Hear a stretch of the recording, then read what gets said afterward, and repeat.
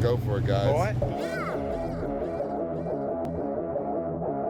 Hi, I'm Dennis McCarthy, picture car coordinator for Fast 6.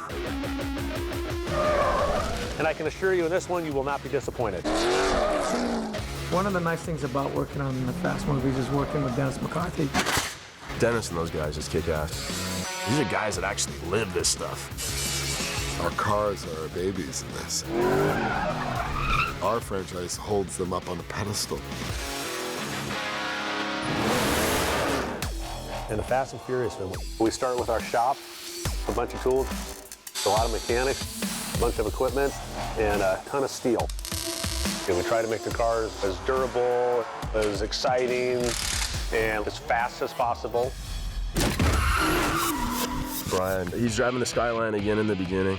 He'll always be a Skyline guy. It's kind of like when I'm driving home. I like him too, so it works. The driving's extraordinary. There's not a lot of room for error. But beyond having great action, there's such a mythology going between the characters, between the cars. You got some serious balls, man. I've been told.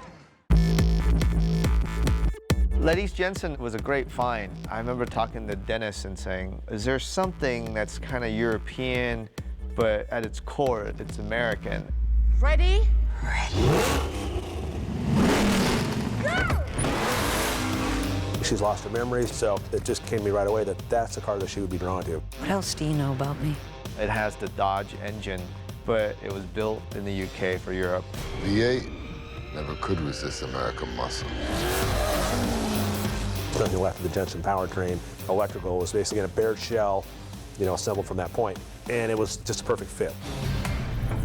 One of the main acts of the movie is our guys are getting cars from a classic car auction. So it opened up that opportunity once again for exotic, European cars. We like the super cool looking cars, but when we're in the field, we also need cars that we can work with. In the tank chase, Tyrese has to get in front of the moving tank in this Mustang. Oh, shit! Super fast, it stands out. It is a really fun car. It's a pretty wild Mustang.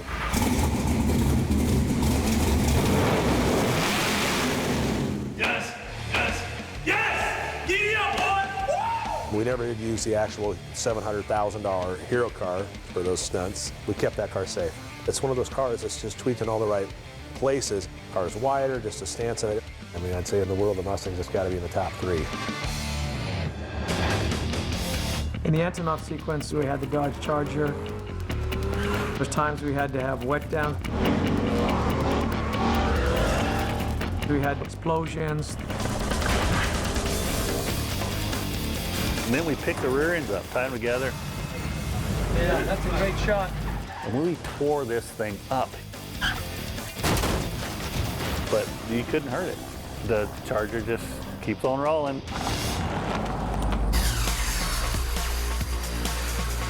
There's not a lot you can change on that car exterior-wise to make it look any better. The only thing we do is we lowered it, slightly bigger tire size, and I try to give it a military Secret Service look. The matte gray paint, blacked out the windows. They came out looking great.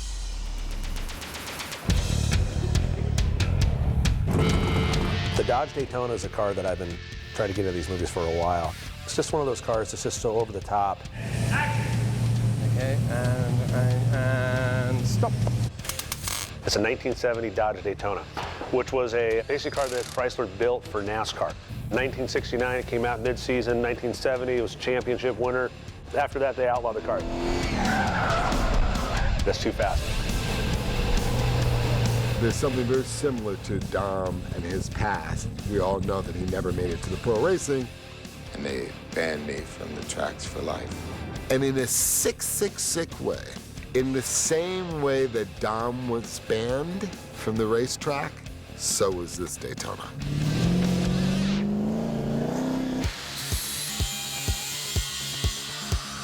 It's a car that we basically built from scratch. We start with a junk car, we strip it down to the bare shell. We've taken about 10 inches out of the length, The whole car has been lowered. The rear wing and the back's come down about a foot, just so it looks more proportional. We had a completely custom exhaust system made by Magnaflow, where the exhaust actually comes up through the back seat, where the back seat would be, and there's 2 mufflers, and there's an X pipe under the car, and then the tips come out the side. That car started, you definitely knew which car was coming to set. It's a beast. And we like staying true to characters in this franchise, so it worked. You got a death wish or something? That's what it takes. Once again, we had cars with a whole bunch of horsepower that would burn rubber. This has gone far beyond my expectations. I've probably built more Fast and Furious cars than everything else I've ever done combined. The sanctuary, this is the garage. The car stuff, it's in my blood. We're all little kids at the end of it. You know, every one of us. We have these kind of iconic cars, and I feel like they're very well integrated into this franchise. I couldn't ask for anything better.